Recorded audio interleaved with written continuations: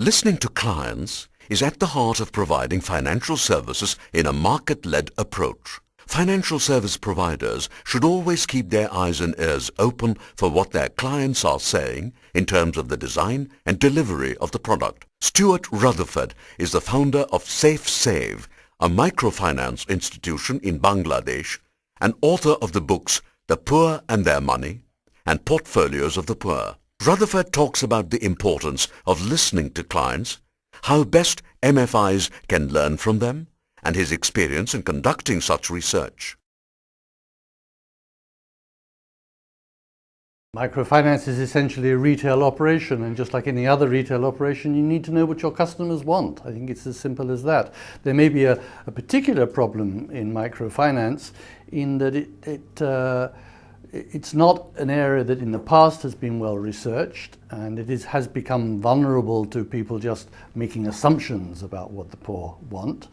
That may be aggravated by the social distinctions. Most of the people who offer microfinance are socially and educationally at a higher rank than most of their clients, so that leads to a temptation to think that we know best and we probably know better than they do what they need. So for all those kinds of reasons, we need to correct that tendency, get back down into the field, talk to the clients themselves, find out how they are using the products, find out how we can improve it based on their usage and of their products and of what they're doing anyway, aside the other kinds of services they're using apart from the ones that you're offering them, and so on and so forth.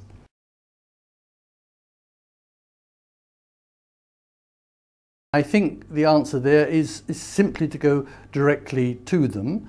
You can do that in a number of ways, one of which would be through traditional market research systems such as focus groups and so on, something which MicroSave is good at and has made a practice of improving. Or you can go directly to them and work at an individual or a household level. It's been the kind of work that I've generally done.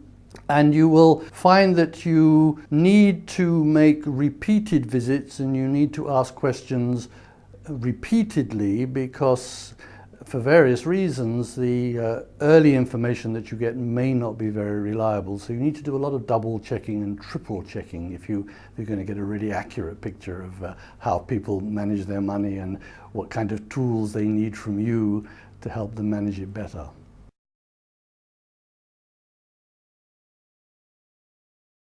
My technique has been to get down to the household, get down to the individual and spend enough time with him or her to make sure that I understand as much as is humanly possible of the interlocked strings of financial intermediation that that particular individual or household is engaged in.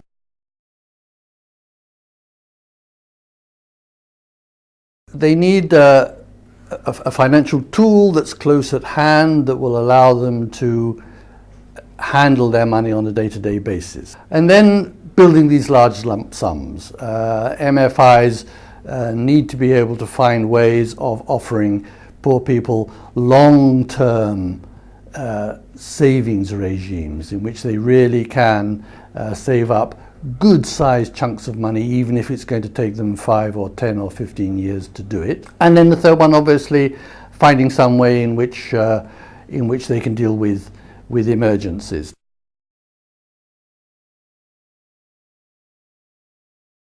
Grameen started, as we all know, as an organization that lent mainly to women and mainly for one single purpose, micro-enterprise development. Grameen 2, which was launched at the beginning of this century and is their standard offering now, is much more varied and perhaps importantly offers all the various products at one place, at one time, very close by where the villagers live, in these little meeting group that Grameen has in the villages all over Bangladesh. So it respects, by virtue of its group system and its village-based system, it respects these qualities of immediacy, proximity, frequency, and so on. Immodestly at this point, I would like to mention the little organization that I myself founded in Dhaka in 1996, called SafeSave.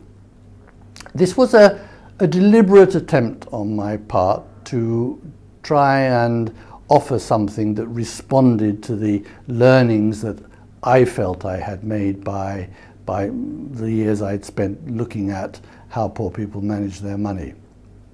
And this is a small MFI in which we, as far as possible, respect these basic principles of flexibility and immediacy and frequency. So it's an MFI that works through daily collectors, staff that visit each and every client on a daily basis, and on each and every occasion, each day that they visit the client has an opportunity to save a little, withdraw a little, repay a little on a loan, pay an interest payment on a loan, or if it's one of the days when the $2 a day is not coming in, to do nothing, on the assurance that the next day the collector will come again and there will be another opportunity to salt away a little bit out of their cash flow, either into a savings vehicle, and we offer both short-term savings and long-term savings, or to repay a loan on a lump sum that they've taken, which they can use for any purpose they like.